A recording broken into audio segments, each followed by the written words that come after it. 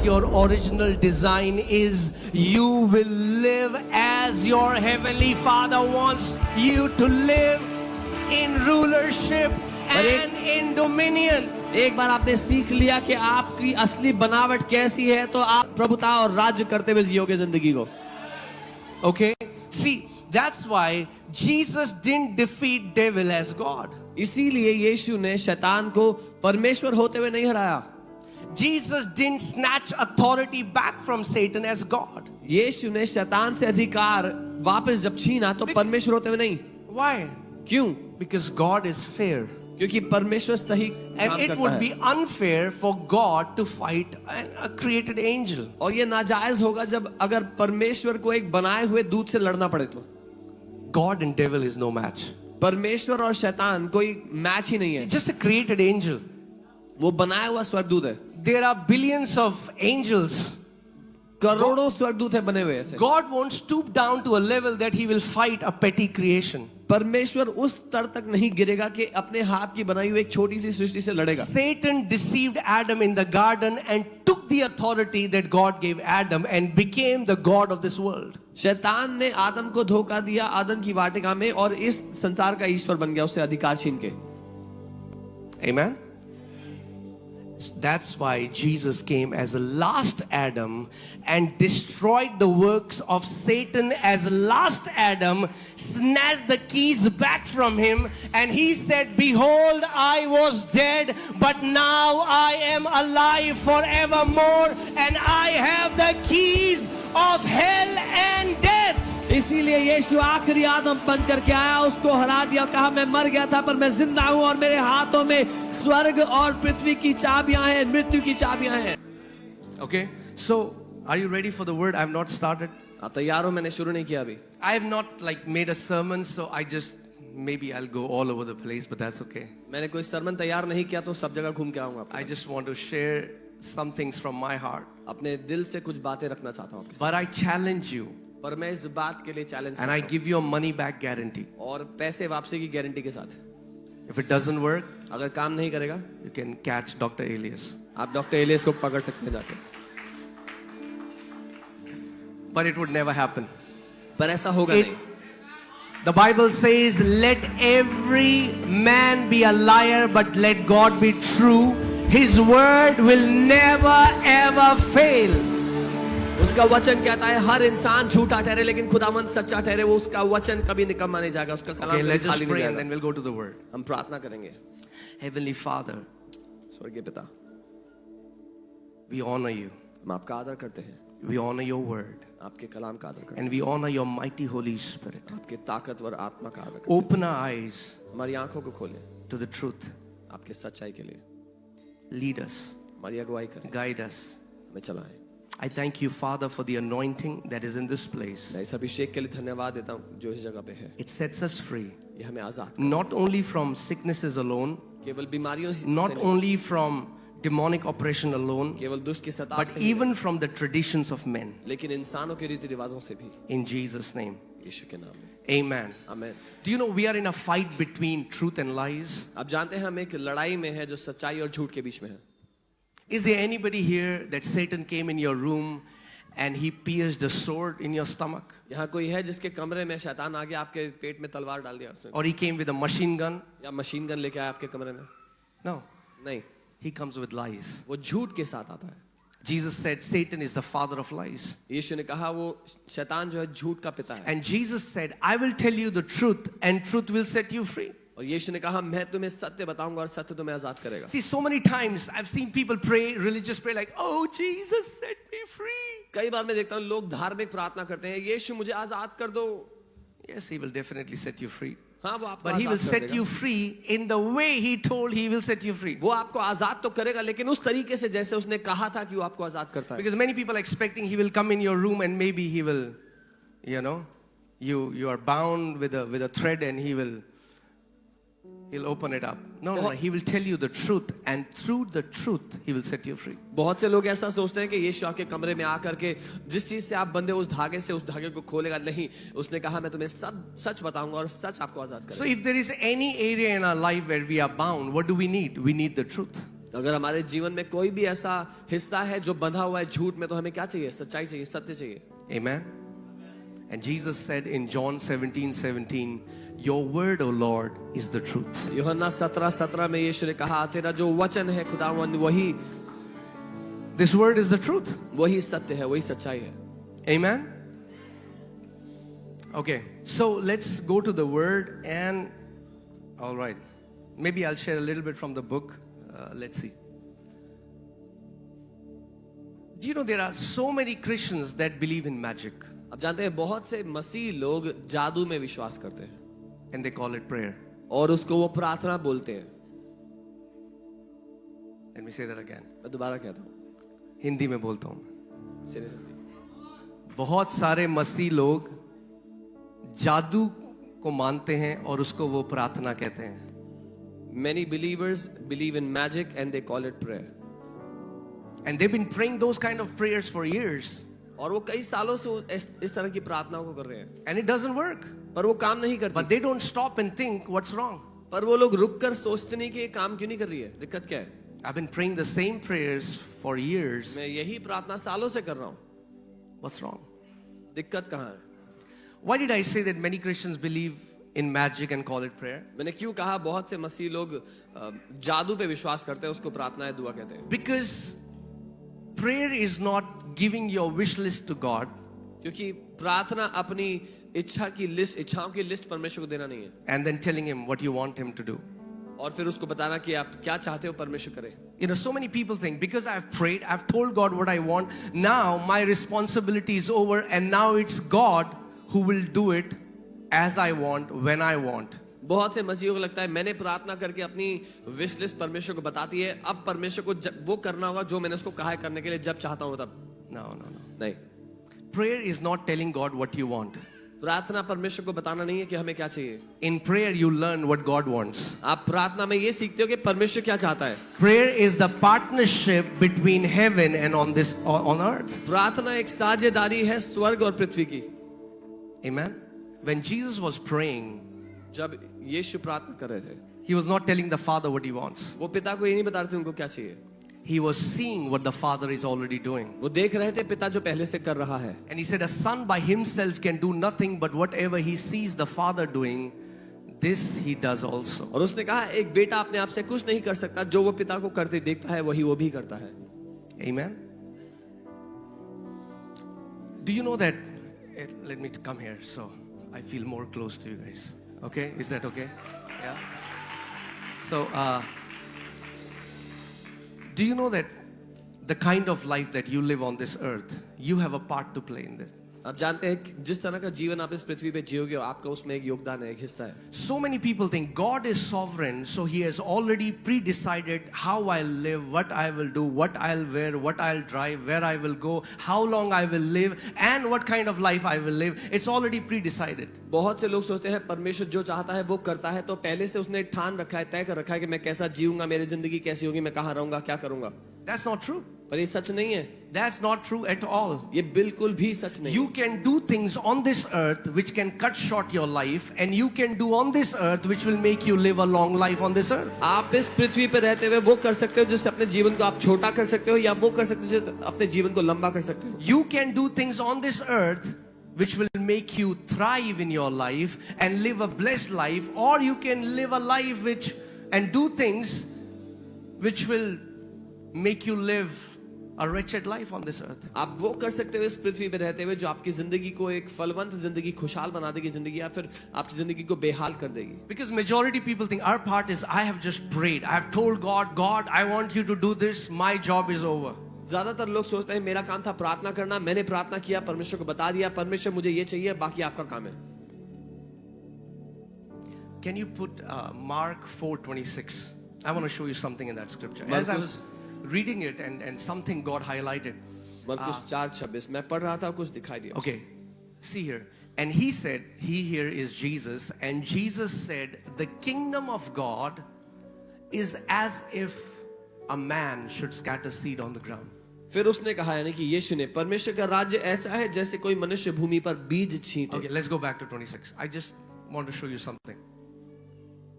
When we think of kingdom of God, जब हम सोचते हैं परमेश्वर के राज्य के बारे में, If we were to imagine it, we would have said kingdom of God as if an angel, or kingdom of God is as if a spirit or something divine.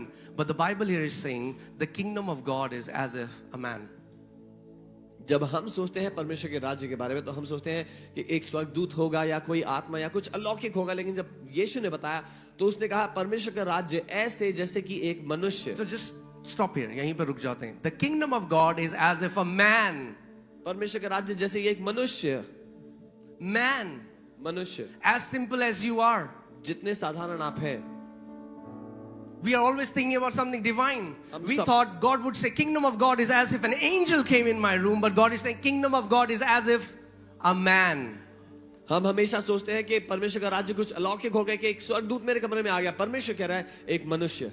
And see, that's why we miss it. Because when a man of God comes who says an angel comes to my room every day, and you feel I am not as blessed as this man of God because an angel comes into his room, what about me? और यहीं पे हम गलती करते हैं जब एक परमेश्वर का जन आके कहता है मेरे कमरे में तो रोज स्वर्गदूत आता है, तो आप कहते हो ये तो बड़ा ब्लेस्ड है, लेकिन मेरा क्या होगा? And that's why so many believers today are spiritually manipulated by people who tell stories and don't lead people to the word. इसीलिए आज बहुत सारे विश्वासी लोगों को मूर्ख बनाते हैं वो लोग जो कहानियां बताते हैं उनको बरगलाने के लिए, उनको वचन की ओर नहीं ले जाते। You don't need to have an angel come in your room every day. Even Apostle Paul didn't had an angel come into his room every day. आपके कमरे में स्वर्गदूत रोज आए इसकी कोई जरूरत नहीं है। पौलुस प्रेरित के कमरे में भी नहीं आता था। The kingdom of God is as if a man should scatter seed on the ground. परमेश्वर का राज्य ऐसा है जैसे एक मनुष्य बीज छीटे पृथ्वी पे। Because whenever we think about the kingdom of God, we only think about heaven. जब हम स्वर्ग के राज्य के बारे में सोचते हैं हम सोचते हैं स्वर्ग के बारे में। But the kingdom of God is about a partnership between God and man. लेकिन परमेश्वर का राज्य एक साझेदारी है परमेश्वर और मनुष्य के बीच में।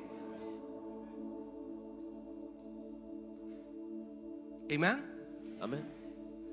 See, yeah. So, what I was telling you about magic.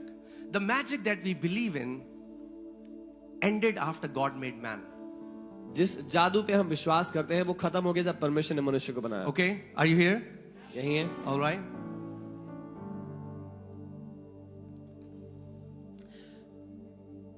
In the beginning, God created heavens and the earth. शुरुआत में परमेश्वर ने स्वर्ग और पृथ्वी को बनाया। Amen. And then you see, God saw that the earth was void and formless, and darkness was upon the face of the deep, and the Spirit of God was hovering over the waters. और परमेश्वर ने देखा पृथ्वी बेजान बेडौल थी और परमेश्वर का आत्मा पानी के ऊपर मंडरा रहा था। And God said, और परमेश्वर ने कहा, God said whatever He wanted to see. परमेश्वर ने वो बोला जो कुछ वो देखना चाहता था, And whatever He said, और जो कुछ उसने बोला it came to pass. वो हो गया। God didn't think creation into being, He spoke creation into being. परमेश्वर ने रचना करने के लिए सोचा नहीं, परमेश्वर ने रचना करने के लिए बोला। This Almighty God, ये सर्वशक्तिमान परमेश्वर for whom all things are possible, जिसके लिए सब बातें संभव है, for Him to create something, उसको कुछ बनाने के लिए He had to speak it. उसको भी बोलना पड़ा। Not one time, एक बार नहीं, not two times, दो बार नहीं, not three, तीन not नहीं, four, चार not नहीं, five, पांच not नहीं, six, छह not नहीं, seven, सात not नहीं, आठ 8, नहीं, 9 times. 9 bar. 9 times He had to say whatever, and the more, so He was like a master designer, and He was creating whatever He wanted. He was fashioning it, forming it through His words. His words were like the paintbrush, and whatever He wanted to see, He was speaking it like a designer. तो एक रचनाकार की तरह जो कुछ वो देखना चाहता था उसको बोलता रहा, एक पेंटर की तरह जो वो बनाना चाहता था उसको वो बोलता रहा, उसके शब्द एक ब्रश की तरह उस तस्वीर को बनाते गए। Okay? Now I want you to pay attention. मैं चाहता हूं ध्यान दो। Now on 26th verse, अब 26वीं आयत, and the Bible says, and Bible God कहती said, let us make man in our own image and likeness. Bible कहती है परमेश्वर ने कहा आओ हम मनुष्य को अपने स्वरूप और समानता में बनाएं। What does it even mean to be in the image and likeness of God? इसका क्या अर्थ है कि आप परमेश्वर के स्वरूप और समानता में बने हो? Read the previous verses. पिछली आयतें पढ़ लो। He spoke वो बोला and it was. और हो गया। And then God said, और फिर परमेश्वर ने let बोला us make man in our image and in our likeness, so that mankind can do the exact same thing which we did in 26 verses in Genesis 1. उसने कहा आओ हम मनुष्य को अपने स्वरूप समानता में बनाए ताकि मनुष्य भी वैसे ही करके बना सके जो वो चाहता है जैसा अभी तक हमने किया है. So please hear this. ध्यान से सुनो. Before Genesis 26, उत्पत्ति 26 से पहले whatever God did, जो कुछ परमेश्वर ने किया He did being independent from man. उसने किया मनुष्य से अलग होते हुए, Because there was no man. तब तक मनुष्य था ही नहीं. Because after on verse 26, now He creates mankind. 26वीं आयत में देखते हैं उसने मनुष्य को बना दिया. Okay, are you with me? मेरे साथ हो. And after Genesis 1:26, उत्पत्ति 1:26 के बाद the magic ended. जादू खत्म हो गया.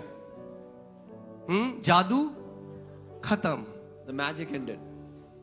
Now, अब anything that God does, जो कुछ परमेश्वर करता है now He does with partnership with man. अब वो Not मनुष्य के independent with man. साझेदार होकर करता है, उसके बिना कुछ नहीं करता है. Why did God do that? I don't know. परमेश्वर ने ऐसा क्यों किया मुझे नहीं पता. In God's sovereignty, He delegated authority to man. परमेश्वर ने अपनी इच्छा से अधिकार मनुष्य को दे दिया. After Genesis 1:26, read, there is nothing that God did on this earth without partnering with man. उत्पत्ति 1:26 के बाद पढ़ लो, कुछ भी परमेश्वर ने मनुष्य के बिना नहीं किया.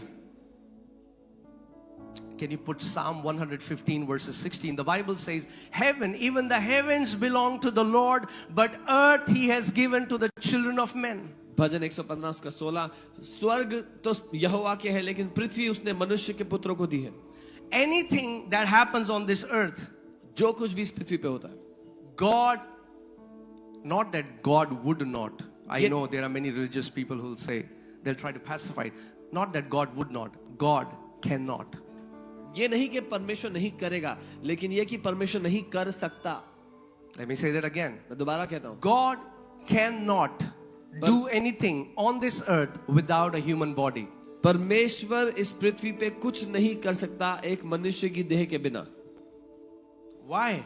क्यों? Because He is the one क्योंकि वही है who established this decree.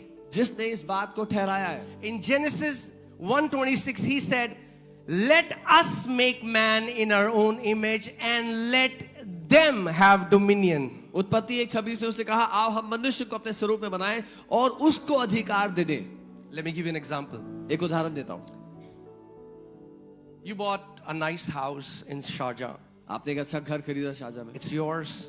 आपका है. You have the title deed is in your name. उसका मकान के कागज आपके नाम But पे then you gifted that to your daughter है. पर आपने अपनी बेटी को गिफ्ट कर दिया and her husband. और उसके पति So को. now they live in that house. अब वो उस घर में रहते हैं. It belonged to you, वो आपका था but you gave it to them. पर आपने उनको दे दिया. Now, अब can you break into that house anytime that you want? क्या आप उस घर में अपनी मर्जी से जब चाहे आ जा सकते हो? No. नहीं. You need their permission. आपको उनकी अनुमति चाहिए. You need their partnership. उनकी साझेदारी चाहिए. That's what prayer is. यही प्रार्थना है. Mankind partnering this invisible spirit, and we work together to bring the will of God, heaven on this earth. परमेश्वर के साथ मिलकर साझेदारी करते हुए उसकी इच्छा को पृथ्वी पे करना. But what religion teaches us? धर्म क्या सिखाता है? Lord's prayer बोलो 51 times, miracle हो जाएगा. 51 बार प्रभु की प्रार्थना करो, दिल भी miracle. Share the picture of Jesus 100 times. Type amen, something will happen. यीशु की तस्वीर को शेयर करो, उसमें आमेन लिखो, कुछ होगा. This is nonsense. ये बकवास है. Okay? This is dead religious traditions. ये मरे हुए धार्मिक रीति रिवाज है. We need to learn how to partner with God. हमें सीखना है परमेश्वर के साथ मिलकर. Can you put Psalm 8:4? I want to show you who you were when you were created. भजन 8 उसका 4. मैं आपको दिखाना चाहता हूँ आप कौन थे जब आप बनाए गए. Some people say, "Oh God, who are we? We are only man." कुछ लोग कहते हैं अरे प्रभु हम तो सिर्फ इंसान हैं. God is saying, "Yes, you are only man, and that's enough." परमेश्वर कह रहा है हाँ तू सिर्फ इंसान है और ये काफी है. What is man that you are mindful of him, and the Son of Man that you visit him? तो फिर मनुष्य क्या है कि तू उसका स्मरण रखे और आदमी क्या है कि तू Now उसकी hear this. स्तुति ले. The psalmist is asking God this question: Who is man?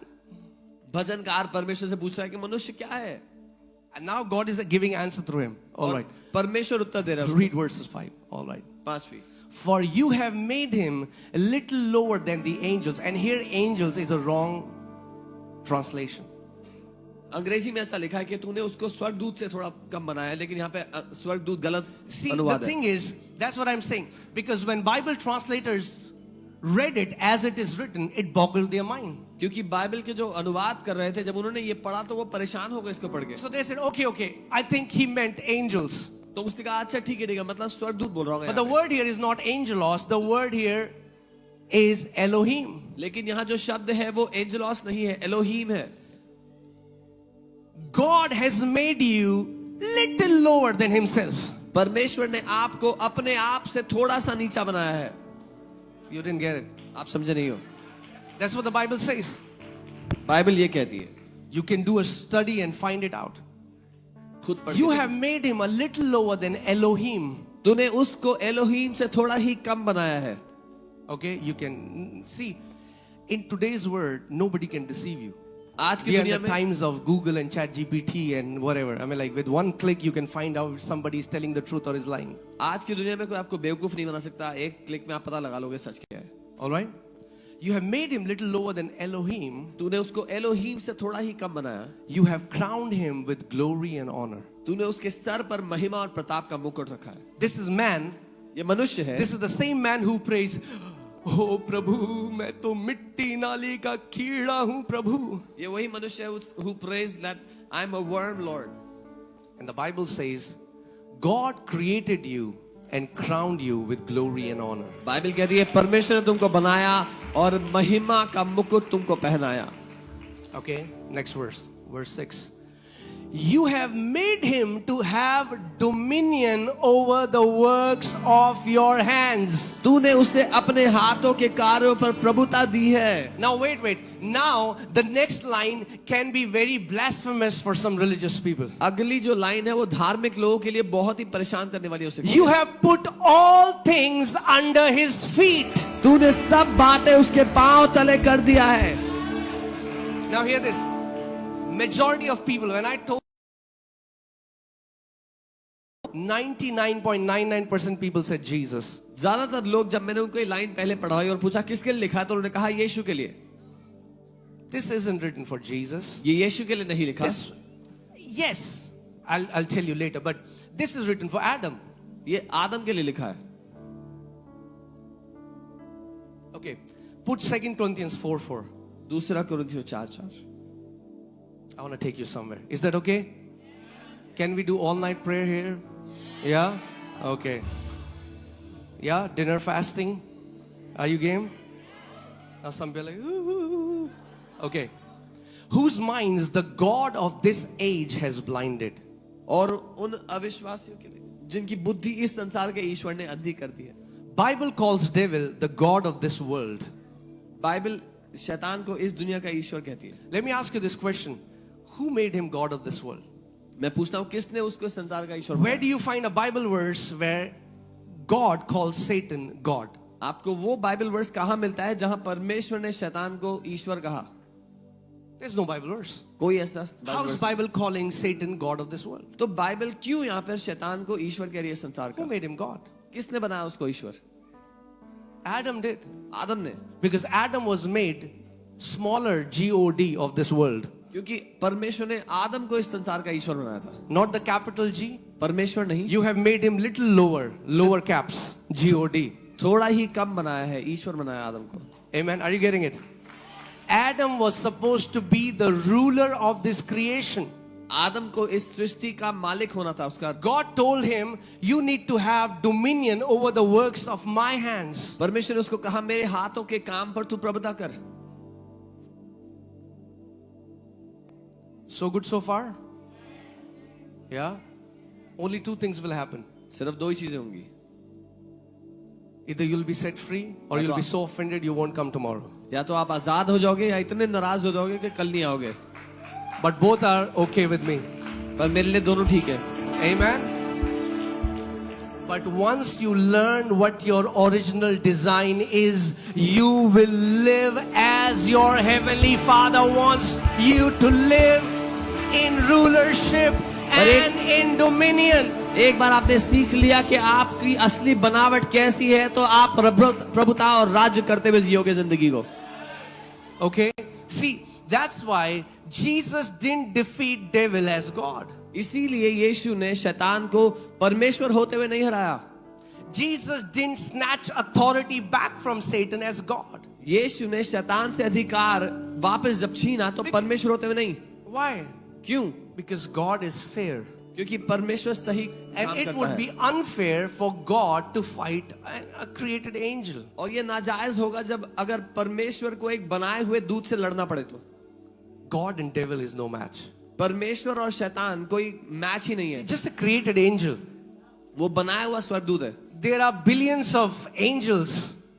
करोड़ों स्वर्गदूत है बने हुए ऐसे. God won't stoop down to a level that he will fight a petty creation. परमेश्वर उस स्तर तक नहीं गिरेगा कि अपने हाथ की बनाई हुई एक छोटी सी सृष्टि से लड़ेगा. Satan deceived Adam in the garden and took the authority that God gave Adam and became the God of this world. शैतान ने आदम को धोखा दिया आदम की वाटिका में और इस संसार का ईश्वर बन गया उससे अधिकार छीन के. Amen? That's why Jesus came as the last Adam and destroyed the works of Satan as last Adam, snatched the keys back from him, and he said, "Behold, I was dead, but now I am alive forevermore, and I have the keys of hell and death." इसीलिए यीशु आखिरी आदम बन करके आया, उसको हरा दिया, कहा मैं मर गया था पर मैं जिंदा हूं और मेरे हाथों में स्वर्ग और पृथ्वी की चाबियां हैं, मृत्यु की चाबियां हैं. Amen. Do you know when Satan came to tempt Jesus, he said, "If you worship me, I will give you all these things because all this was delivered to me." जब शैतान यीशु को परखने आया तो उसने कहा अगर तू मेरी आराधना करेगा तो मैं तुझे ये सब कुछ दे दूंगा क्योंकि ये सब कुछ मुझे दे दिया गया था. It was a shortcut. वो एक शॉर्टकट था. Jesus didn't take the shortcut. यीशु ने शॉर्टकट नहीं लिया. Can I tell you one thing? एक बात बताऊं, Never take the shortcut. कभी भी शॉर्टकट मत लेना. The shortcut is hidden long cut. And shortcut it's so long that you will never reach your answer. Shortcut जो है वो छुपा हुआ लॉन्ग कट है और इतना लंबा है कि कभी अपने उत्तर तक नहीं पहुंचोगे. People who always want shortcut never reach anywhere. जिन लोगों को हमेशा शॉर्टकट चाहिए होता है कहीं नहीं पहुंचते हो. Amen. So Jesus took the authority back from the devil यीशु ने शैतान से अधिकार and वापस gave लिया it to his church, and he said, "Now you go in my name, baptize them in the name of the Father, Son and the Holy Spirit." और कलीसिया को वापस दे दिया और कहा आप जाओ मेरे नाम से बपतिस्मा दो पिता पुत्र और पवित्र आत्मा के नाम से. You know, the problem is so many people pray as if they are, God is all powerful, but they are petty human beings, and now what they have to do is they have to appease this being with their long fastings and their giving so that maybe, just maybe, God will have mercy. And look at them. समस्या यह है कि मनुष्य ऐसे सोचते हैं कि परमेश्वर सर्व सामर्थी है और हम तो अदने से इंसान हैं, तो हमें उसको उपवास करके दे करके सब कुछ करके किसी तरह से मनाना होगा, उसको खुश करना होगा. And it's never enough. पर काफी नहीं होगा कुछ भी कर लो. You fast for 10 days. 10 दिन उपवास कर लो, Religion will tell you it was not enough. धर्म कहेगा काफी नहीं था. 21 is the answer. 21 दिन करना पड़ेगा. You do 21, आप 21 करोगे, they'll say, "Oh, you missed it. It's actually 40." धर्म बोलेगा अरे चूक गए, 40 दिन करना Now चाहिए. please understand, I'm not mocking fasting. I fast. Fasting is powerful, but you cannot buy anything from God by your fastings. मैं उपवास का मजाक नहीं कर रहा. उपवास शक्तिशाली है पर आप परमेश्वर से कुछ भी खरीद नहीं सकते अपने उपवास के द्वारा. If you are trying to buy anything from God by your fasting, then you don't know who your Father is. अगर आप परमेश्वर से कुछ खरीदना चाहते हो अपने उपवासों के द्वारा तो आप जानते ही नहीं आपका पिता कौन है. God is not an unjust factory owner and you are workers and you go on hunger strike so that he fulfills your demands. परमेश्वर एक ऐसा फैक्ट्री ओनर नहीं है जो नाजायज बात करता है और आपको स्ट्राइक करना पड़ेगा, भूख हड़ताल करना पड़ेगा. Are you getting what I'm saying? If you're running on the treadmill of religion, it will never be enough. अगर आप धर्म की ट्रेडमिल पे भागोगे तो कभी भी काफी नहीं होगा जो करोगे. 4 hours prayer will not be enough. 8 hours will not be enough. 12 will not be enough. 18 will not be enough. 4 घंटे प्रार्थना, 8 घंटे प्रार्थना, 12 घंटे, 16, 18 कुछ काफी नहीं होगा. And so many times we are trying to buy things which are freely given to us in Christ Jesus by grace. और कितनी बार हम वो खरीदने की कोशिश करें जो मुफ्त में हमें यीशु ने दे दिया अनुग्रह से. Okay? So we don't pray to हम get प्रार्थना anything नहीं from करते. God. We pray to know Him. The Bible says knowing the Father is eternal life. Bible कहती है पिता को जानना अनंत जीवन है. हम प्रार्थना करते हैं पिता को जानने के लिए. You know, I fasted, I have rubbed my nose on the floor, I've prayed in tongues, shut myself and prayed for hours all day long till I heard God and He said, what are you trying to do? मैंने उपवास किए, जमीन पर नाक रगड़ी, प्रार्थना किया, तब तक जब तक परमेश्वर को नहीं सुना कि वो कहता है तू क्या करना चाहता है. And He said, son, stop trying to convince me. उसने कहा बेटा मुझे मनाने की कोशिश करना बंद कर. I am already convinced for your healing. मैं तो पहले से ही तेरे भले के लिए राजी बैठा हूँ. It's your heart that doesn't believe. Yeah. You know, the problem is not from God's side. आपका दिल है जो उसके लिए राजी नहीं होता उसकी भलाई के लिए, लेकिन परमेश्वर की ओर से कोई दिक्कत नहीं है.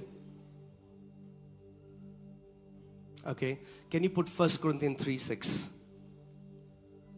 पहला कुरिन्थियों 3 उसका 6.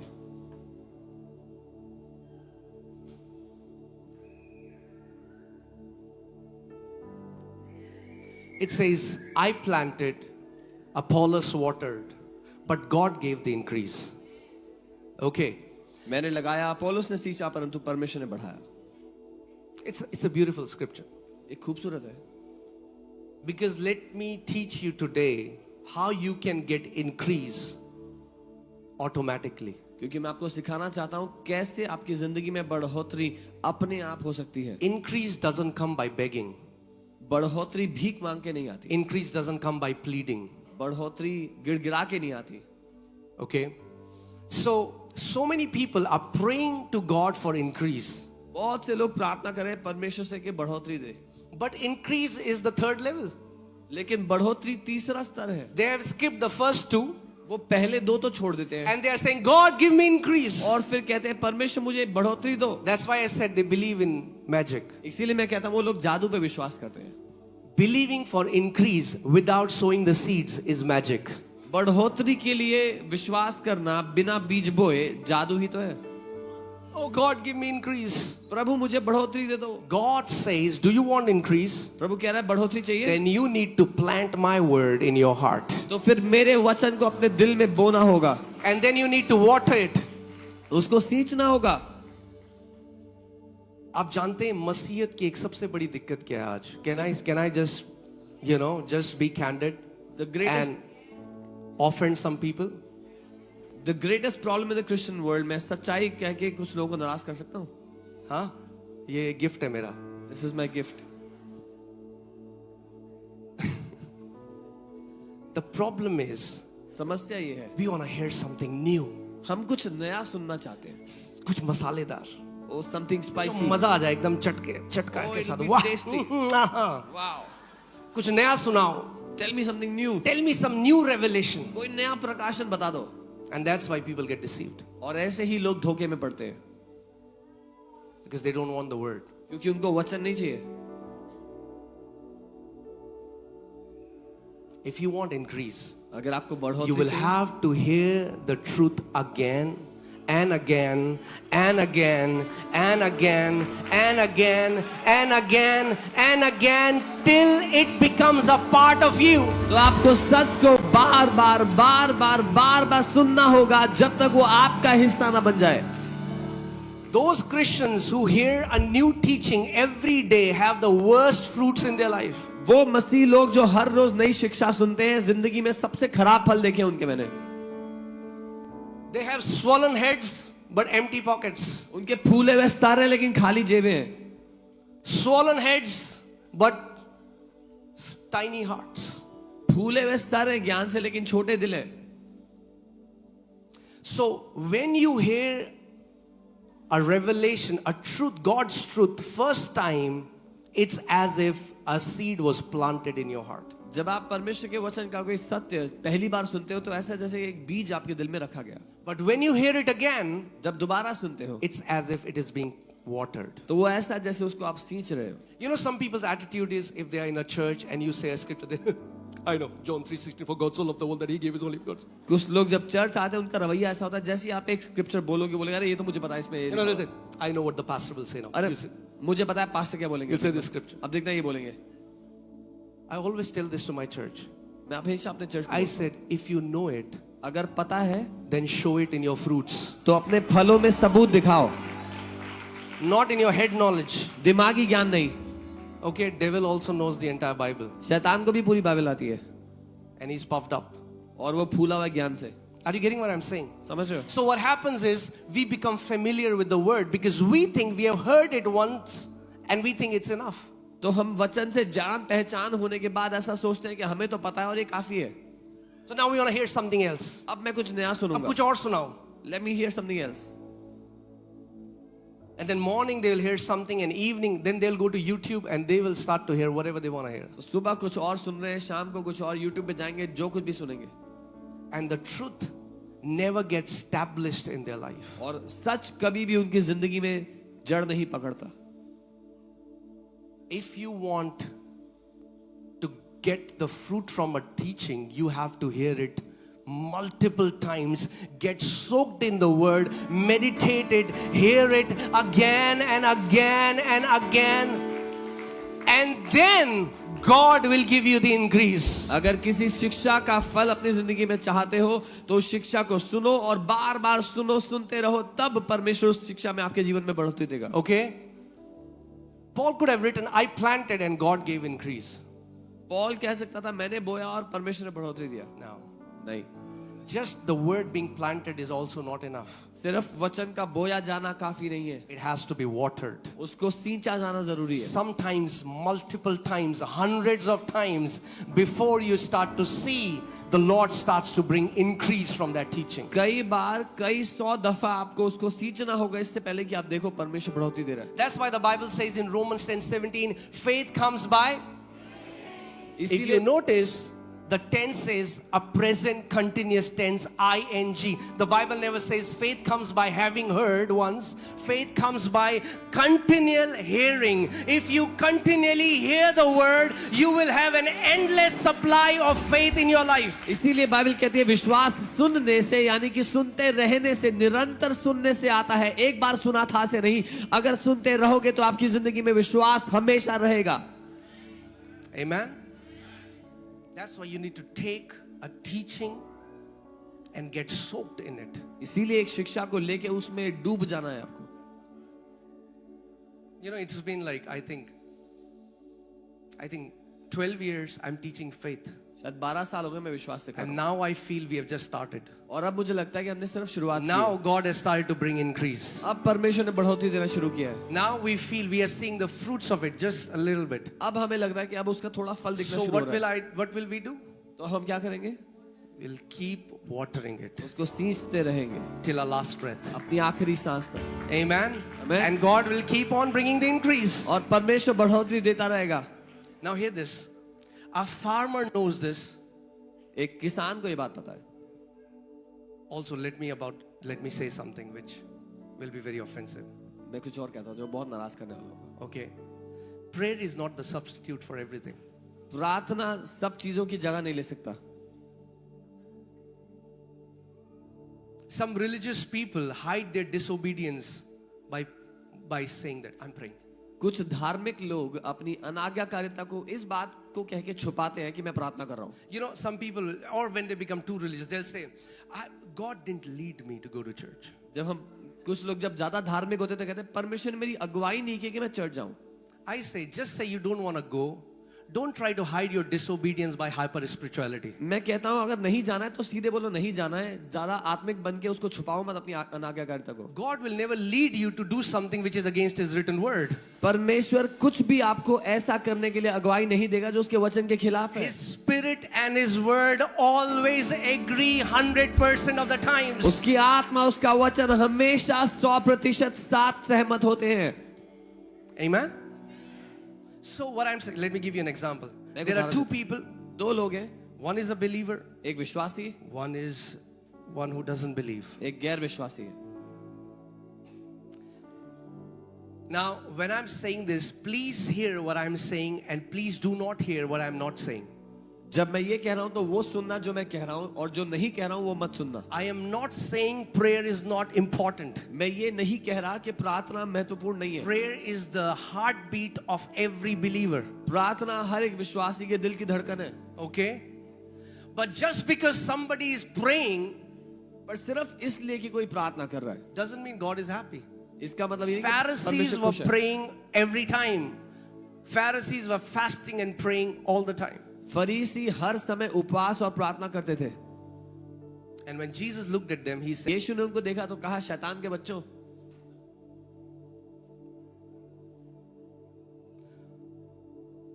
thank you for this thundering silence. घनघोर सन्नाटे के लिए धन्यवाद। What I'm saying is, God didn't say that my people perish because devil is powerful. मैं ये कह रहा हूं कि परमेश्वर ने ये नहीं बोला कि मेरे लोग नाश होते हैं क्योंकि शैतान बड़ा शक्तिशाली है। He said, my people perish because they lack my knowledge. परमेश्वर ने बोला मेरे लोग इसलिए नाश होते हैं कि उनको ज्ञान की कमी है। Now think about this, okay? So this guy who is not a believer but he understands God's principles. तो ये आदमी जो विश्वासी नहीं है लेकिन परमेश्वर के सिद्धांतों को जानता है। He knows if you want increase or if you want to eat a certain kind of fruit, then you need to sow a certain kind of seed. उसको इतना पता है अगर आपको बढ़ोतरी चाहिए या एक तरह का फल खाना है तो उसका बीज आपको बोना पड़ेगा। And he takes those seeds, वो he बीज plants लेगा। it and starts to water it every day. वो उस बीजों को लेकर के उसको हर दिन पानी देता है। And this guy और who ये is आदमी- super religious, ये आदमी जो बहुत ज्यादा आत्मिक है, who sees Jesus 6 times in a day, जिसको दिन में 6 बार यीशु दिखाई देते हैं and angels bring his breakfast, lunch and dinner, और स्वर्गदूत उसके लिए ब्रेकफास्ट, लंच और डिनर लेके आते हैं। and he says, I'm gonna pray ये कहता है मैं प्रार्थना करूंगा and I'm gonna get a fruit. और मुझे फल मिलेगा। And he says, God says. और कहता है परमेश्वर ने ऐसा बोला मुझे। Just because somebody says God says doesn't mean God says. सिर्फ इसलिए कि कोई कहता है कि परमेश्वर ने मुझे ये बोला है तो इसका मतलब ये नहीं कि परमेश्वर ने उसको बोला है। Don't be gullible, church. इतने आसानी से मूर्ख मत बनो church. Okay? It's time we grow in the word so nobody can deceive us. वचन है, वचन में बढ़ने का समय है ताकि कोई भी हमें धोखा न दे सके। All right, now tell me. Will this guy ever get fruit? Tell me. क्या इस आदमी को कभी फल मिलेगा? खुद बताओ। But he's fasting 40 days. और वो तो 40 दिन उपवास कर रहा है। He also went to Israel and got some mud from Israel. वो इजराइल जाके मिट्टी भी लेके आया था वहां से। Will he get fruit? फल आएगा? No, because नहीं। God has set a principle. If you want increase, you will have to plant and water, and then God will give you the increase. क्योंकि परमेश्वर ने ही ये सिद्धांत ठहराया है, अगर फसल चाहिए तो बीज बो, उसको सींच और तब फसल बढ़ोतरी आएगी। You cannot ignore God's laws and think I will do my way and call it prayer and think you will get the answer. You will not get the answer. परमेश्वर के सिद्धांतों को नजरअंदाज करते हुए सोचो मैं जैसे चाहता हूं वैसा करूंगा, उसको प्रार्थना कहूंगा और उत्तर मिल जाएगा, तो उत्तर नहीं मिलेगा। And much of what we call prayer is we are trying to convince God to do it. ज्यादातर हम जिसको प्रार्थना बोलते हैं वो हम परमेश्वर को रजामंद कर रहे हैं। Oh कर लो। God, ओ प्रभु, give me apple, मुझे hallelujah, सेब दे दो, give me मुझे apple, सेब। hallelujah, give me Hallelujah. apple, hallelujah. सेब दे दो, hallelujah. And God is saying, sow the seed of apple, hallelujah, sow the seed of apple, hallelujah, sow the seed of apple. और परमेश्वर कह रहा है सेब का बीज बो दे, हालेलुया, सेब का बीज बो दे, hallelujah. Are you getting what I'm saying? समझ रहे जो मैं कह रहा हूँ? The Bible says we have to grow in understanding and knowledge.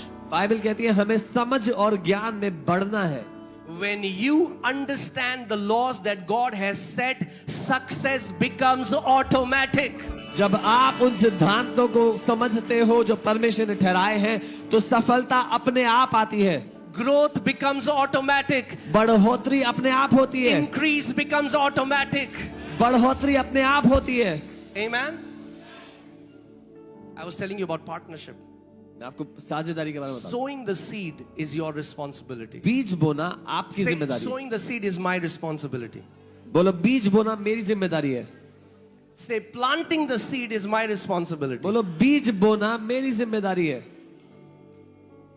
bringing the growth is God's responsibility. बढ़ोतरी लाना परमेश्वर की जिम्मेदारी है। So many people are worried about God's responsibility and they ignore their own responsibility. बहुत से लोगों को चिंता है परमेश्वर की जिम्मेदारी के बारे में, पर अपनी जिम्मेदारी को नजरअंदाज करते हैं। If you do the first two part, God is faithful to do his part. अगर आप पहले दो काम करोगे तो परमेश्वर अपना काम करेगा।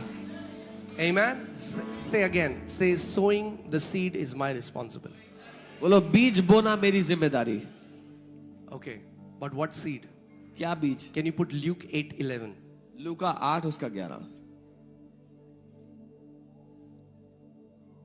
Now Jesus is saying, he's telling the mystery, right? अब यीशु यह रहस्य बता रहे हैं। He told the disciples, to people who are outside or who are not saved, who are not in the kingdom, everything else comes in parables, but to you, it comes, I have given you the keys to understand. So the mystery is this, the parable is this, the seed is what? जो बाहर के लोग हैं उनके लिए सब कुछ रहस्य में होता है, पर आपके लिए आसान किया यीशु ने समझ के साथ बताया। उसने बताया दृष्टांत ये है कि जो बीज है वो वचन है, परमेश्वर का वचन। Some people are sick and they're saying, oh God, heal me. Oh God, I know one day you'll heal me. Oh God, when will you heal me? Oh God, when will you heal me? कुछ लोग जो बीमार है वो प्रार्थना करें, प्रभु मुझे चंगा कर दो। एक दिन मुझे बताया मुझे चंगा करोगे, प्रभु चंगा कर दो। Don't you have compassion on me? प्रभु मुझ पे दया नहीं आती। If you want healing, चंगाई चाहिए, it's there for you. आपके लिए है।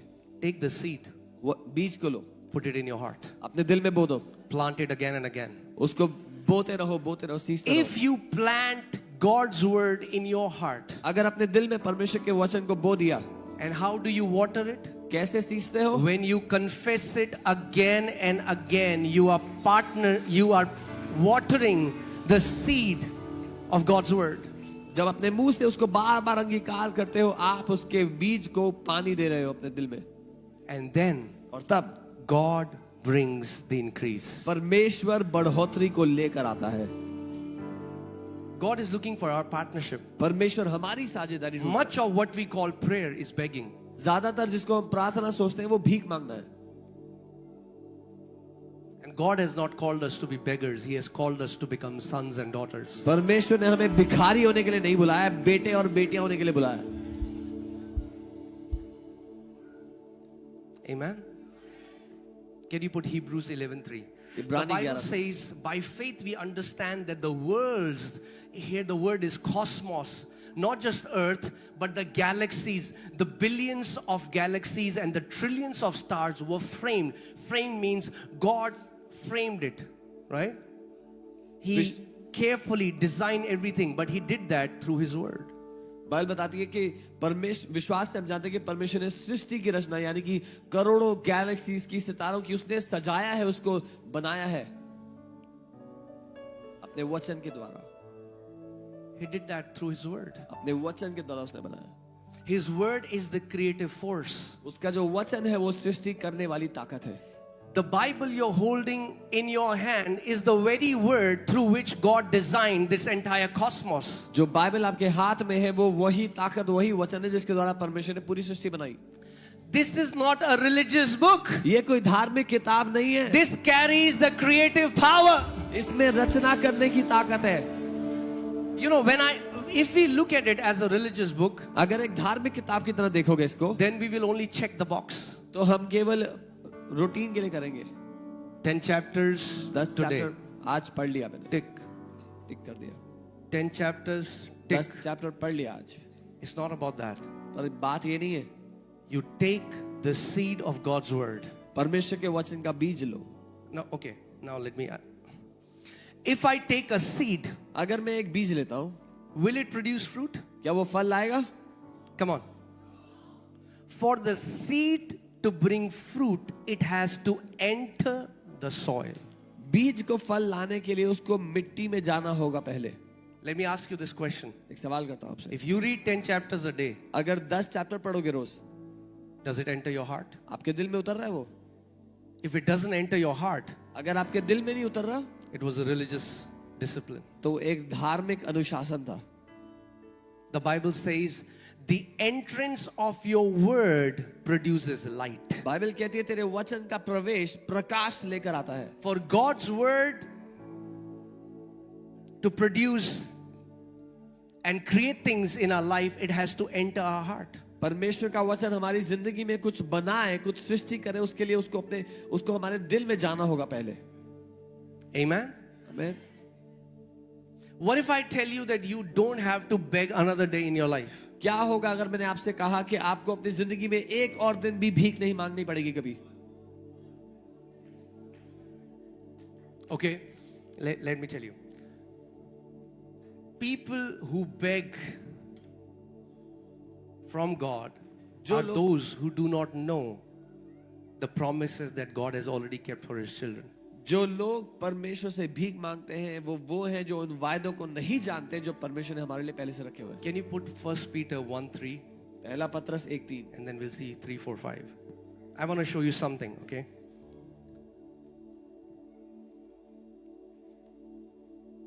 I'm sorry, 2 Peter 1:3. दूसरा पत्रस 1:3. All right.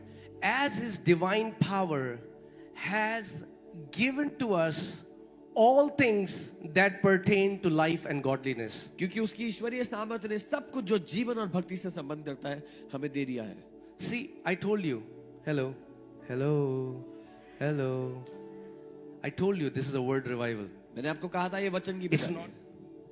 इसमें हिलना डुलना ज्यादा नहीं है, But it will transform your life. लेकिन ये आपकी जिंदगी बदल देगा. Okay? Otherwise, you will do this. Some people are doing this for 20 years, but there is no transformation. नहीं तो ऐसे हिल रहे हैं कुछ लोग 20 साल से, कोई बदलाव नहीं हुआ. If you want to see victory, start honoring the written word of God. अगर जय में चलना चाहते हो तो लिखे तो वचन की इज्जत करना शुरू कर दो. One word of God can transform your destiny. परमेश्वर का एक वचन आपकी मंजिल को बदल के रख देगा. God gave Abraham one promise and he became the father of many nations. परमेश्वर ने अब्राहम को एक वायदा दिया और वो देशों का पिता बन गया. Let me tell you a secret. मैं आपको रहस्य बताऊं. Every time you hear a sermon, हर बार जब आप एक वचन सुनते, एक सरमन सुनते in हो, the sermon is hidden the proceeding word of the Lord that comes to you. Sarman के अंदर छुपा हुआ है वो भेजा गया वचन जो परमेश्वर की ओर से आपके लिए आता है. Okay? But Jesus, think about this. Whenever he was talking to the crowd, he would say, if you have ears to hear, जब यीशु प्रचार करते थे भीड़ को बोलते थे अगर सुनने के कान है तो सुन लो. in Israel, are people born without ears? क्या इजराइल में लोगों के कान नहीं होते जब उनका जन्म होता तो? Why was Jesus saying such a question? तो If Yeshu anybody has ears to hear, let him hear. यीशु ये क्यों पूछ रहे थे कि सुनने के कान He was है not सुनो? saying this in a deaf school. वो एक बहरों के स्कूल में नहीं प्रचार कर रहे थे. He was not talking about these physical ears. वो शारीरिक कानों की बात नहीं कर रहे थे. Because you can hear a sermon through these physical ears, but you hear the proceeding word of the Lord through these ears. क्योंकि इस शारीरिक कानों से आप सरमन तो सुन लोगे लेकिन अपने दिल से परमेश्वर के भेजे गए वचन को सुनते हो. Amen? All right, let's go back. 2 Peter 1:3, as His divine power has given to us all things that pertain to life and godliness. जैसे उसकी ईश्वरीय सामर्थ्य हमें वो सब कुछ दे दिया जो जीवन और भक्ति से संबंध रखता है. Now hear this. How many things has God given you according to His word? कितनी चीजें परमेश्वर ने आपको दी अपने वचन के अनुसार? Are you sure? पक्का? We say yes, but we don't believe. हम कहते तो हैं हाँ लेकिन That is मानते our नहीं हैं. problem. You know, the biggest issue of a born again believer is we don't believe the written word. एक नया जन्म पाए विश्वासी की सबसे बड़ी दिक्कत ये है कि हम लिखित वचन को नहीं मानते. And that includes me. और मैं भी उसमें शामिल I'm हूँ. journeying to that place where if it is written, it is enough. मैं उस जगह तक जा रहा हूँ, यात्रा कर रहा हूँ. अगर लिखा है तो मेरे लिए काफी है. मेरे पीछे बोलो, अगर लिखा है तो काफी है. If it is written, it is enough. Amen? But it's very basic, right? It's written, it's simple. साधारण है ना, लिखा है. And if somebody says that it's a written word that God shows, oh, yeah, okay, it's a Bible verse. But if someone says, last night an angel came in my room अगर कोई कहे लिखा हुआ वचन है तो आप बोलेंगे हाँ हाँ. and he gave this message to you, अगर कोई कहे रात को स्वर्गदूत मेरे you कमरे will be में आया, all ears for that message. उसने आपके लिए संदेश दिया तो आप पूरा ध्यान से सुनोगे. That's the problem. यही दिक्कत है. The day you start treating the written word as if it is Jesus personally speaking to you, your life will transform. जिस दिन आपने लिखित वचन को ऐसे सुनना शुरू कर दिया कि यीशु आप ही से बात कर रहे हैं, आपकी जिंदगी बदल जाएगी। You know, an amazing man of God that I really honor, Kenneth E. Hagin, he said, of all the prophecies that were done over my life, 80% never came to pass because they were never from God. परमेश्वर के एक जन कहने थे जिनका मैं बहुत आदर करता हूँ, उन्होंने कहा मेरे जीवन में जितनी भी भविष्यवाणी मेरे ऊपर की लोगों ने, उसमें से 80% कभी पूरी नहीं हुई क्योंकि वो परमेश्वर की ओर से थी ही नहीं। And there I have met believers one after the other. Their entire Christian life is based on a prophecy that somebody gave. और मैं एक के बाद एक मसीहियों को जानता हूं जिनकी पूरी जिंदगी भविष्यवाणियों के वचनों पे टिकी हुई है। And now they are offended at God. और अब वो परमेश्वर से नाराज हो गए हैं। God is not the one who lied to you. परमेश्वर ने आपसे झूठ नहीं बोला। It was that man who said, "Thus says the Lord." वो आदमी था जिसने आपसे आगे कहा यहोवा यूं कहता है। अगर कोई कहे यहोवा कहता है तो जरूरी नहीं है यहोवा कहता है। If someone says thus says the Lord doesn't necessarily mean that thus says the Lord. जो यहोवा कहता है वो उसके वचन में है जो वो कहता है। What the Lord says is already in His word. What He says. Amen. Now hear my heart. I'm not saying that prophecies are not for this time. मैं ये नहीं कह रहा कि भविष्यवाणी नहीं है आज के लिए। The Bible says, "Do not despise prophecies." Bible कहती है भविष्यवाणी को तुच्छ मत जानो। But the Bible says, "Test every prophecy." लेकिन बाइबल कहती है हर भविष्यवाणी And को the परखो। problem is, let me give you this example from my life. मैं अपनी जिंदगी से When I came to the Lord, we were two. मैं प्रभु को ग्रहण किया। मैं मेरे एक दोस्त था, best friend. We came together in the Lord. हम साथ में प्रभु में We आए। were in the same youth group. एक ही यूथ ग्रुप में थे। We were growing in the Lord. बढ़ रहे थे प्रभु में। Both of us, we loved the Lord. दोनों के दोनों प्रभु से प्यार करते थे। And my heart started to incline towards the written word. और मेरा दिल लिखित वचन की ओर झुकने लग गया। And he started to run after prophecies. और वो भविष्यवाणियों के पीछे भागने लग गया। There was, every time he'll hear a new prophet is in the city, he is there in that meeting. जब सुनने में आता है कि नया भविष्यवक्ता शहर में आ रहा है, वो उस सभा में होता। Getting prophecy after prophecy. एक के बाद एक भविष्यवाणी लेता लोगों से। And today he's backslidden. और आज वो प्रभु से पीछे मुड़ चुका है। He says, "I don't believe in the Lord." वो कहता है मैं नहीं मानता परमेश्वर को। Because so many people deceived him in the name of prophecy. क्योंकि इतने लोगों ने उसको धोखा दिया भविष्यवाणी के नाम पे। Let me tell you one thing. एक बात बताता हूँ। A prophecy that is done over you, एक भविष्यवाणी जो आप पर की जाए, it may or may not come to pass depending upon whether it was given by God or not. हो सकता है वो पूरी हो सकता है ना हो, निर्भर करता है परमेश्वर की ओर से थी या नहीं। But if you stand on what is written, it is eternal, it is unchanging. This word will never deceive you. लेकिन अगर आप लिखित वचन पे खड़े हो गए तो ये कभी भी आपको धोखा नहीं देगा। ये अनंत के लिए ठहरा हुआ वचन है। Amen. Today, if somebody comes and calls somebody and says, "I see, oh, God is blessing you, brother. Amen." मैं देख रहा हूँ प्रभु तुम्हें ब्लेस कर रहा है, तो नाचने लग जाएंगे आमीन बोल के। There are 8,000 promises for you in the Bible. 8,000 वायदे हैं आपके लिए वचन में। The Bible is screaming that God has blessed you with every spiritual blessing in the heavenly places in Christ Jesus. Bible से ला रही है कि परमेश्वर ने सारे आत्मिक वरदानों से आपको पहले ही दे दिया है, ब्लेस कर दिया है। You have to reach to a place when you read that in the Bible, you should do in your room. Amen. आपको उस जगह आना है जब बाइबल में कुछ पढ़ लिया तो नाचने लग जाओ आमीन बोल के। You should be as excited for the written word as you are for a prophecy that is released over your life. उतना ही उत्साहित हो जाओ एक लिखित वचन के लिए जितना भविष्यवाणियों के लिए होते हो। Amen.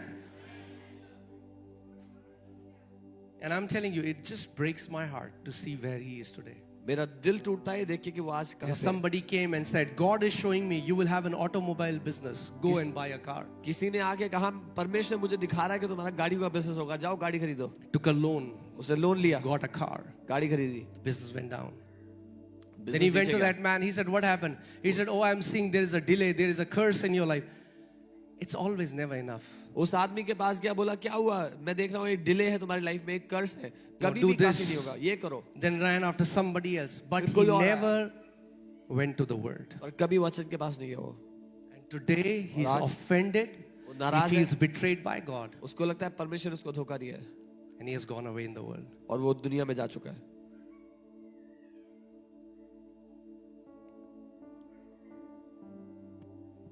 His word is a lamp unto our feet. उसका वचन हमारे पाँव के लिए दीपक है. And you know, much of this is happening because we have never really understood that we are not in old covenant. और अधिकतर ये इसीलिए हो रहा है क्योंकि हम नहीं समझते कि हम पुरानी वाचा में नहीं है. Do you know, I mean, like, please understand my heart. I honor prophets, but I don't need a prophet to tell me what's my Father's will for me. His word tells me what His will for me. मैं आपको बता रहा हूँ, मैं दिल से भविष्यवक्ताओं का आदर करता हूँ, लेकिन मुझे किसी भविष्यवक्ता की आवश्यकता नहीं है. मेरे पिता की इच्छा मुझे बताने के लिए उसका वचन मेरे लिए काफी है. In the new covenant, we don't seek prophets for direction. नई वाचा में हम भविष्यवक्ताओं के पीछे नहीं भागते दिशा If के you are लिए. going to a prophet, should I marry this girl? You are stupid. अगर आप एक भविष्यवक्ता के पास भाग रहे हो दिशा के लिए कि भविष्यवक्ता जी मैं इस लड़की से शादी कर लूं, तो आप बेवकूफ हो. But God loves you, stupid. लेकिन बेवकूफ परमेश्वर आपसे प्यार करता है. Amen? But don't be stupid. पर बेवकूफ मत रहो. Romans 8:14 says, as many as are led by the Spirit of God, they are the sons of God. Not as many as who are led by prophets. रोमी 8:14 जितने आत्मा के चलाए चलते हैं वो परमेश्वर के पुत्र हैं, वो नहीं जो भविष्यवक्ताओं के चलाए चलते हैं. John 10:27, Jesus said, my sheep hears my voice and they follow me. यूहन्ना 10:27 यीशु ने कहा मेरी भेड़ें मेरी आवाज सुनती हैं, मेरा पीछा करती हैं. In the Old Testament, only a prophet could tell you what the will of God was for people because everybody was spiritually dead. But in the New Covenant, we all have the same access. God says, now come boldly to the throne of grace. पुरानी वाचा में एक भविष्यवक्ता ही आपको बता सकता था पिता क्या चाहता है, क्योंकि सब लोग आत्मिक रूप से मरे हुए थे. लेकिन नई वाचा में सब कोई, परमेश्वर कहता है हियाव से मेरे सामने आ जाओ. Amen. Hallelujah. So when the right time comes, if God wants to send a prophet, God will send a prophet. You don't run after any prophet. जब सही समय आएगा, अगर परमेश्वर को किसी भविष्यवक्ता को भेजना है तो वो भेज देगा. आपको भागने की जरूरत नहीं लोगों के पीछे. You run after His word. आप उसके वचन के पीछे भागो. You run after His word. उसके वचन के पीछे भागो. Amen. And in the new covenant, a prophet is for confirmation, not for direction. और नई वाचा में एक भविष्यवक्ता का काम है जो आपको पहले से बताया गया उसको दोबारा बताना या दोहराना. Amen. It's the word and spirit. ये वचन और आत्मा है. I'm telling you, churches have so much of imbalance today. आज कलीसिया में इतना असंतुलन है. And let me say this, और मैं ये कहूंगा, okay? Because I have not come here to please you. क्योंकि मैं किसी को खुश करने यहाँ नहीं आया हूँ. There are many church members, they don't honor their own pastors. बहुत से चर्च सदस्य हैं जो अपने ही They run pastor after का when आदर a नहीं करते. guest speaker will come. No church can be built by a guest speaker. Every church will be built by the pastor God has appointed for that वो church. Guest speakers के पीछे भागते हैं. जब कोई गेस्ट स्पीकर आता है, कोई भी गेस्ट स्पीकर किसी के जीवन को नहीं बढ़ा सकता. जिस कलीसिया का पास्टर परमेश्वर ने रखा है वही उसके जीवन को बढ़ा सकता है, उस कलीसिया को बढ़ा सकता है. Amen. Hallelujah. Is it okay? Should I continue? Yeah?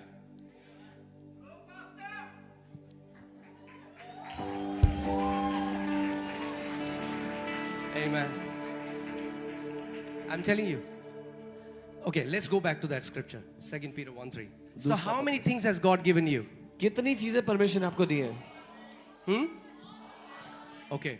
Now we have to understand that God's reality is different than our reality. हमें समझना है कि परमेश्वर की हकीकत हमारी हकीकत से अलग है.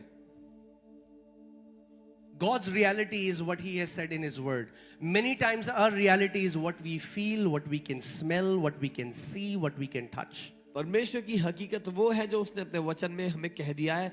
हमारी हकीकत वो है जो हमें महसूस होता है, हम छू सकते हैं, परख सकते हैं, देख सकते हैं. But the Bible says He has already given you all things that pertain to life and godliness. और बाइबल कहती है उसने सब चीजें आपको पहले से दे दी हैं जो जीवन और भक्ति से Now संबंधित hear हैं. this. सुनिए, Through the knowledge of Him. उसके ज्ञान के द्वारा.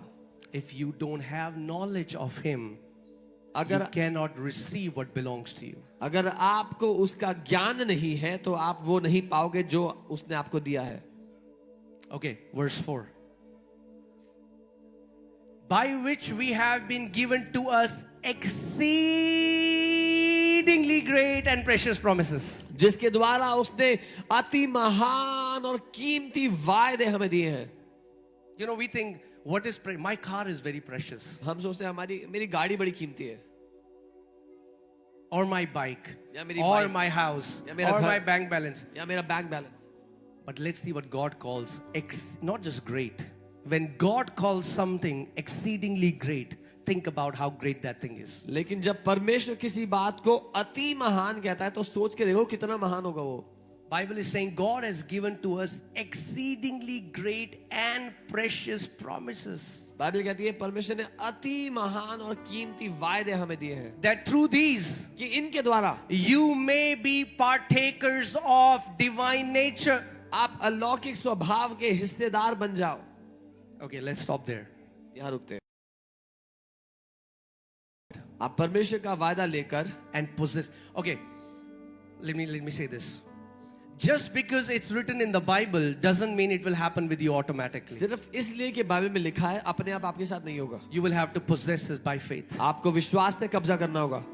Just because the Bible says by his stripes you are healed doesn't mean healing will fall on your lap. सिर्फ इसलिए कि बाइबल में लिखा है कि उसके कोड़े खाने से आप चंगे हो गए, You will have to contend what belongs to you in Christ Jesus. जो आपका है उसके लिए आपको युद्ध लड़ना होगा. Faith is not passively waiting that one day it will fall on my lap. Faith is actively partnering with God and taking hold of what belongs to you in Christ Jesus. विश्वास ये नहीं है कि निष्क्रिय होके बैठो के एक दिन मेरी गोद में आके कुछ गिरेगा, लेकिन सक्रिय होके परमेश्वर के साथ साझेदारी करो, कब्जा कर लो जो आपका है. The Bible says through the promises of God you can become partakers of divine nature. Bible कहती है परमेश्वर के वायदों के द्वारा आप उसके अलौकिक स्वभाव का हिस्सा बन सकते हो.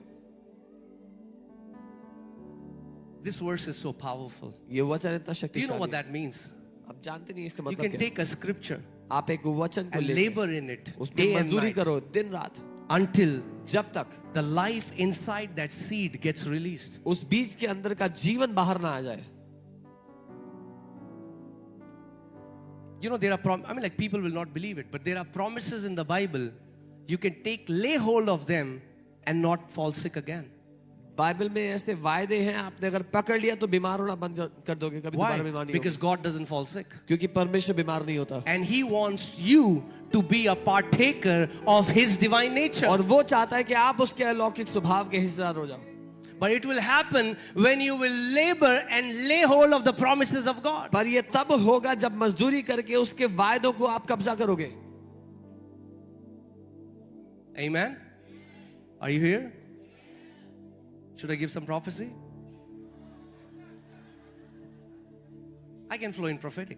मैं प्रोफेटिक में फ्लो कर सकता हूँ. I can make ministry about gifts. मैं सेवकाई को गिफ्ट के बारे में If बता you have सकता हूँ. seen our ministry, body organs are being created. God आप- gives me names of people. I can make my entire ministry about the gifts of the Spirit. अगर आप हमारी सेवकाई जानते हो, लोगों के शरीर के अंग बन रहे हैं नाम पुकारने के द्वारा शरीर But then चकाई that हो रही है. ministry will be about me and not about the Word of God. और मैं सेवकाई को गिफ्ट के बारे में बना सकता हूँ, पर वो सेवकाई मेरे बारे में होगी, वचन के नहीं. But the mandate God has given me is to raise champions of faith, those who know the Word of God and are rooted and grounded in the Word. पर जो काम परमेश्वर ने मुझे सौंपा है वो उन महारथियों को, विश्वास के योद्धाओं को उठा के खड़ा करना है जो वचन में जड़े हुए हैं.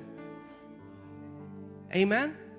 Let me tell you, you can get any miracle that you want from God. मैं आपको बता रहा हूँ, जो चमत्कार आप चाहते हो परमेश्वर से ले सकते हो. Do you know in meetings like these, many people come expecting healing. अब जानते हो ऐसी सभा में बहुत से लोग चंगाई की उम्मीद करते आते Now हैं. here, many don't know the difference between miracle and healing. बहुत से लोग चंगाई और चमत्कार का अंतर नहीं जानते. Do you know there is a difference between miracle and healing? क्या आप जानते हैं दोनों में एक अंतर होता है, चमत्कार और चंगाई में.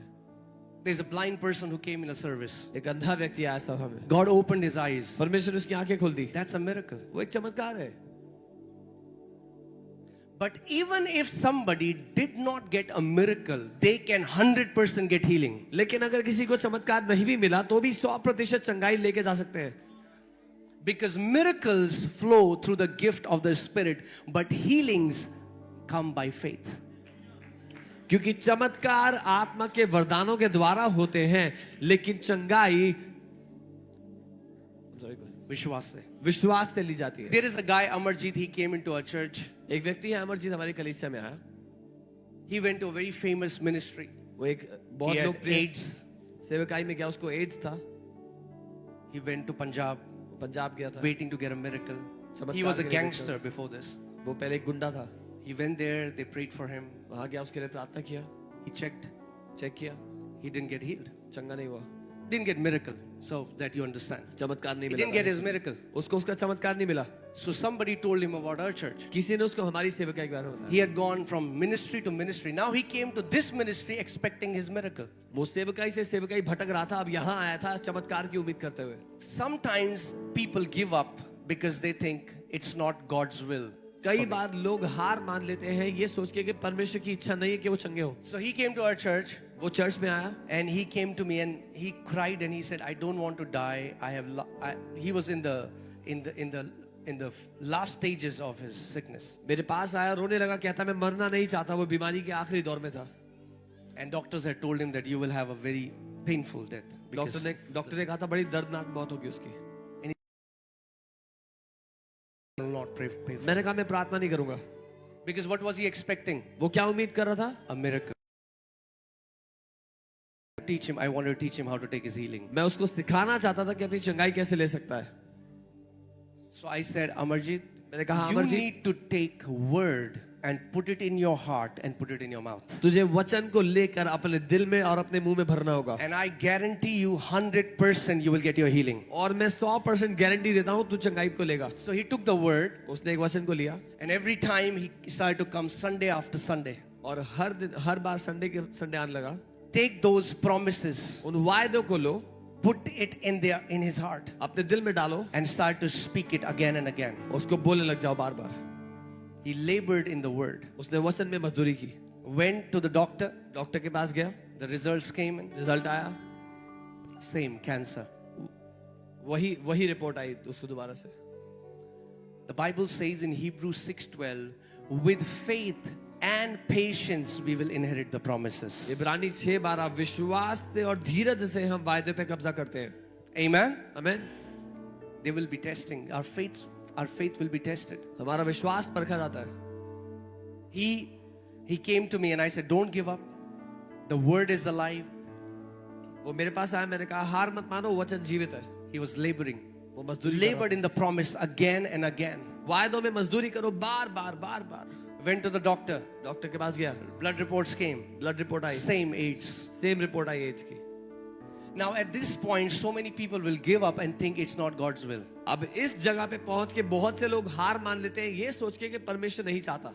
It's not God who is hindering your healing. It's the enemy hindering your healing. परमेश्वर नहीं है जो आपकी चंगाई रोक के बैठा है, शैतान है, दुश्मन है जो आपकी चंगाई नहीं होने देना And चाहता. we take the word as the sword of the spirit. और हम वचन को आत्मा की तलवार की तरह लेते But हैं. he didn't give up. He kept laboring in the word of God. उसने हार नहीं मानी, वचन में मजदूरी And करता third रहा. time he went to the doctor. तीसरी बार जब वो डॉक्टर के And the पास गया, report came. Report I, Completely healed of HIV/AIDS. पूरी तरह चंगा हो गया था HIV एड्स से. Now what happened if he would have only gone looking for a miracle? क्या होता अगर वो चमत्कार को ढूंढते हुए जाता? He would have died in his sickness. वो बीमारी में मर गया होता, Thinking God doesn't want to heal me. ये सोचते हुए कि परमेश्वर नहीं चाहता वो चंगा हो. His word already declares God has already given us great and exceeding precious promises. उसका वचन पहले से कहता है कि उसने महान और शक्तिशाली कीमती वायदे हमें दे दिए हैं. We just need to take hold of those promises हमें बस उनको पकड़ लेना है, and put it in our heart. अपने दिल में भर देना है. Say, plant it.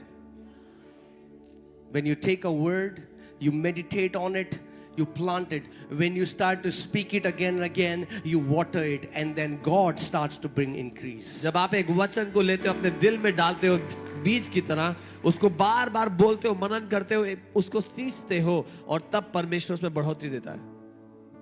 Okay? And I think last week I was reading something, and I'll just share this and then I'll pray. But I was reading this portion and I was blown away what the Lord showed me. मैं हैरान हो गया था प्रभु ने मुझे दिखाया. Okay, but before that, let me say, as I was telling you, God will not do anything on this earth without partnering with a man. परमेश्वर इस पृथ्वी पे कुछ नहीं करेगा बिना मनुष्य के साथ सहभागी हुए। Can you put Genesis 2:5? उत्पत्ति 2:5। Let's see what the Bible says. देखते हैं बाइबल क्या कहती है।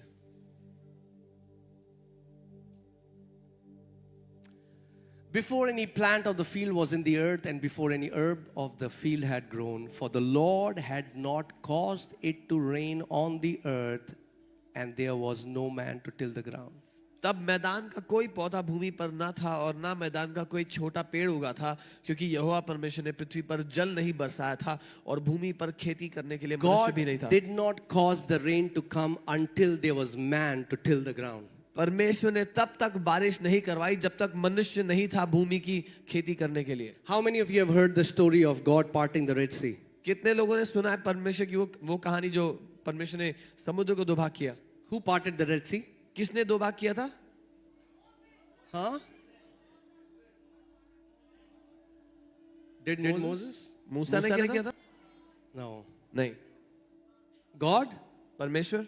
No. नहीं। Both of them together? दोनों साथ में? Yes. हाँ। God told Moses, stretch forth your rod. When Moses stretched forth the rod, then God parted the Red Sea. परमेश्वर ने मूसा को कहा अपनी छड़ी आगे बढ़ा। जब मूसा ने छड़ी बढ़ाई परमेश्वर ने समुद्र को दो भाग किया। You play a part in your miracle. आपका एक योगदान है आपके चमत्कार में। Amen. Are you getting what I'm saying? आप समझ रहे हैं? God wanted to bless that widow. God sent Elijah the prophet to her. परमेश्वर उस विधवा को ब्लेस करना चाहता था, उसने एलिया को भेजा उसके पास। My question is, just bless her, Lord. मेरा सवाल ये था, प्रभु ब्लेस कर देते ऐसे ही? God will not do anything on this earth without partnering with a man. परमेश्वर पृथ्वी पे कुछ नहीं करेगा मनुष्य के साथ साझी हुए बिना। In Acts chapter 10, an angel comes before Cornelius and says, call the man Simon, and he will tell you the words of life. My question is, angel, why don't you preach the gospel and save Simon's time? प्रेरितों के काम 10वें अध्याय में एक स्वर्गदूत आता है कॉर्नेलियस के पास, कहता है शिमोन नाम के व्यक्ति को बुलाओ। मेरा सवाल है, स्वर्गदूत जब तू आया है तो सुसमाचार सुना दे, उसका टाइम बचा ले। No. नहीं। Heaven cannot do anything on this earth without the partnership of God. स्वर्ग पृथ्वी पे कुछ नहीं कर सकता बिना पृथ्वी की पार्टनरशिप के। Okay, now I'll just... Okay, since you all are so excited, let me just finish quickly. Okay, Ezekiel 37. I want to show you something, okay, so that you understand that what God wants in your life. 37:1. Okay, are you ready? Okay. The hand of the Lord came upon me and brought me out in the spirit of the Lord and set me down in the midst of the valley, and it was full of bones. परमेश्वर का हाथ आया, उसने मुझे परमेश्वर की आत्मा ने लिया और उस तराई में रख दिया जो हड्डियों से भरी हुई थी। Okay, verse 2. Then he caused me to pass by them all around, and behold, there were very many in the open valley, and indeed they were very dry. और तो वो मुझे उस तराई में से ले गया और मैंने देखा बहुत सारी हड्डियां थी और बहुत सूखी हुई थी। And he said to me, Son of man, can these bones live? तब उसने मुझसे सवाल किया, पूछा मनुष्य के पुत्र क्या ये हड्डियां जी सकती हैं? Many times God wants to take our attention, कई बार and he's asking the possibility because it's a partnership. Okay, so I answered, oh Lord, you know. कई बार परमेश्वर हमारा ध्यान चाहता है और उसने उससे सवाल किया और उसने कहा, मैंने कहा यहोवा तू ही जानता है। Okay, now hear this. Are you ready? Then he said to me, prophesy to these bones and say to them, O dry bones, hear the word of the Lord. तब उसने मुझसे कहा, इन हड्डियों से भविष्यवाणी करके कहे, हे सूखी हड्डियों यहोवा का वचन सुनो। Now let me ask you this question. Who is saying this? कौन कह रहा है ये? Okay, next verse.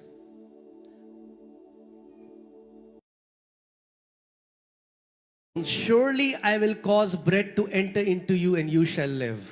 परमेश्वर यहोवा तुम हड्डियों से यूं कहता है, देखो मैं आप तुम में सांस समाऊंगा और तुम जी उठोगी। कौन कह रहा है? Who is saying Okay, this? put 5. कौन कह रहा है? परमेश्वर यहोवा. Lord, The Lord God is saying. God is saying. But hear this. सुनिए, Let's go to verse 4. चौथी आयत। God tells Ezekiel, परमेश्वर एजेकियल को बोलते हैं, say this, ये बोलो, prophesy. Then he's telling him what to say. वो उसको बता रहे हैं क्या भविष्यवाणी O करनी है। dry bones, हे सूखी हड्डियों, hear the word of the Lord. यहोवा के वचन सुनो। Okay, and then verse 5. 5वीं आयत। And God is saying, but hear this, Nothing happens when God says it. लेकिन कुछ नहीं हुआ जब परमेश्वर ने ये बोला. Okay? Verse 6. छठी आयत. I will put sinews on you and bring flesh upon you, cover you with skin and put breath in you, and you shall live. Then you shall know that I am the Lord. मैं तुम्हारी नसें उपजाकर मांस चढ़ाऊंगा और तुम में चमड़े का से ढापूंगा और तुम में सांस थमाऊंगा कि तुम जान लो कि मैं यहोवा हूं. But nothing happened even though God spoke it. लेकिन कुछ भी नहीं हुआ जबकि परमेश्वर खुद बोल रही है. If you can get this, church. अगर आप ये समझ जाओ church. Jeremiah 1:12 says, God says, I watch over my word to perform it. यिर्मयाह 1:12 परमेश्वर का वचन कहता है मैं अपने वचन को ध्यान धरकर देखता हूं उसको पूरा करने के लिए. My question is, God, why are you watching over your word? Why don't you perform it? मेरा सवाल है प्रभु ध्यान धरकर देख क्यों अपने वचन को कर क्यों नहीं देते हो? Because God's word is designed for two mouths. क्योंकि परमेश्वर का वचन दो मुंहों के लिए बनाया गया. Okay? In Hebrews 4:12, where the Bible says the word of God is a double-edged sword, that word double-edged comes from the Greek word daistomos, which means two mouth. इब्रानी 4:12 वचन कहता है उसका वचन दो धारी तलवार है. वो दो धारी दाइस्टोमोस शब्द से आता है. Just दो mouth. if God will say anything on this earth, अगर सिर्फ परमेश्वर पृथ्वी को कुछ बोल दे it will not come to pass तो वो पूरा नहीं हुआ अपने आप. until a human mouth जब तक एक इंसान का मुंह declares what God has already declared. उस बात की घोषणा ना करे जो परमेश्वर ने पहले से Hear घोषणा की this. है. God says this and nothing happens. परमेश्वर ने ये बोला पर कुछ नहीं हुआ. He is the Lord God Almighty. वो यहोवा परमेश्वर है. But nothing happens. Now कुछ नहीं verse हुआ. 7. 7वीं आयत. So I prophesied as I was commanded. इस आज्ञा के अनुसार मैंने भविष्यवाणी की. And as I prophesied, there was a noise as suddenly a rattling and bones came together, bone to bone. और जब मैं भविष्यवाणी कर ही रहा था आहट आई और वो हड्डियां कड़कड़ाने लगी हिलने लगी. Hear this. Much of what we know prophecy today जो अधिकतर हम समझते हैं आज भविष्यवाणी को is not even in the Bible. वो बाइबल में है ही नहीं है. I'm not against it. Please understand. मैं खिलाफ नहीं हूं भविष्यवाणियों के. I am going in your fridge. मैं 4 टमाटर देख रहा हूँ, 1 केला देख रहा हूँ.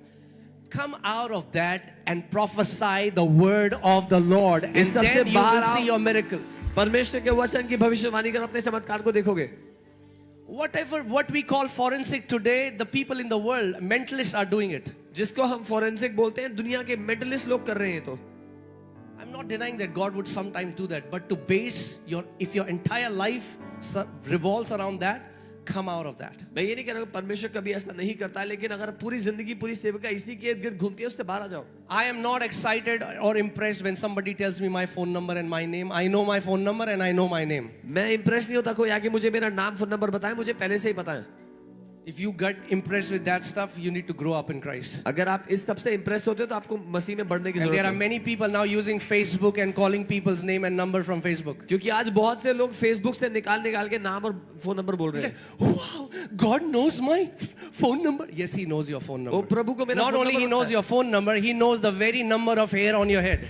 ओ प्रभु को मेरा फोन नंबर पता है. फोन नंबर ही नहीं आपके सर में कितने बाल है उसको वो भी पता है.